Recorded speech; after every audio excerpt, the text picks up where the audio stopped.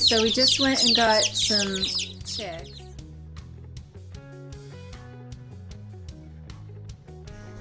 This is a little banty chick that got hatched out in the front. And last night it was cold and not moving except just a tiny bit, so I put it back under the mom. This morning it was once again out, not moving, except for a tiny, tiny bit in the wings. It looked dead. But it was moving just enough, so I brought him in here. I mean, it looked dead.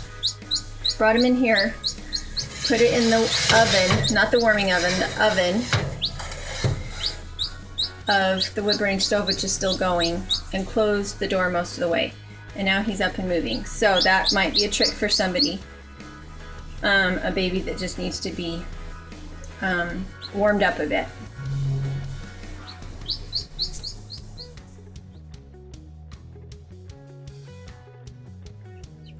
So anybody who has ever raised chicks know that after a little while they start to stink. So I had a really good idea. I'm going to bring the chicks out.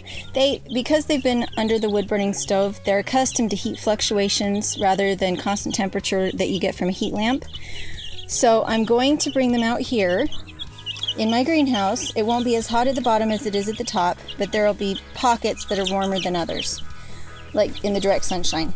So they've got their food and their water out here. The cats can't get in because I have the netting.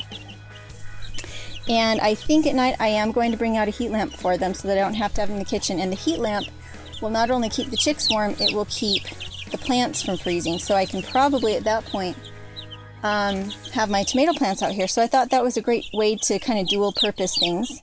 And they can sit out here and eat the grass. Don't they look happy?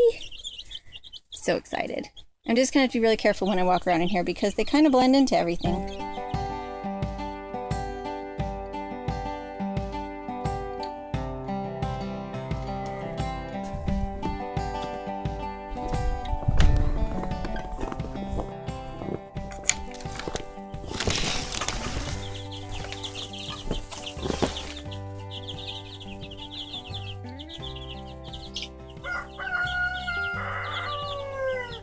So it is probably about 50 in here right now.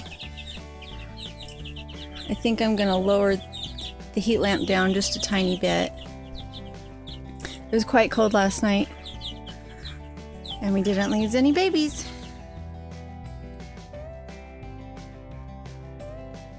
For my feeder chicks, the ones that we're going to butcher, I have some hay cubes in there because they can't get to grass.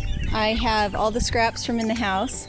I have crushed eggshells from the eggshells I do in the mortar and pestle. What else? And then I cracked corn. My animals do not like corn, and so I have to crack it for them if I want them to eat it. And I'm out of wheat right now. They prefer wheat. And that's what and then I milk, if I have extra milk, which I do always. Like I just milked Athena and she gave me about half a gallon. So I put about 1/3 cup of vinegar, white vinegar in it to curd the milk, and then I pour the milk in and it just gives them some extra protein. And that is what I feed them. And they actually look pretty good. We would like them to be out free range, but because they're still young and light, I'm afraid they could make it over the neighbor's fence, and they have a garden that I really don't want them destroying. So they are just stuck in here right now. They can get up and move, and they have the big, the huge dog kennel for them. But I really would like it if they could be free range. It's just not something that can happen right now. We'd have to go spend a lot of money on fencing and clip wings again, and I've got too much going on to be able to do that. That and they're roosters, and they're almost to the point where they would start bullying the hens, and we've already got one rooster to bully the hens, so I don't really want a whole bunch. I don't want 14 roosters out there chasing my hens, so they'll probably end up staying in here. And I mean, look at them, they look super healthy, nothing wrong with them.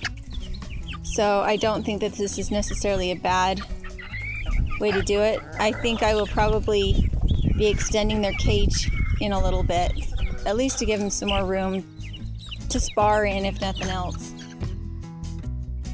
I wanted to show you the comparison between my roasters. So the biggest ones, have been the gold sex lynx roosters. These ones with the little bit of orange on their wings. They are significantly bigger than the Rhode Island Reds. And I have one, Araucana, my little gray one here.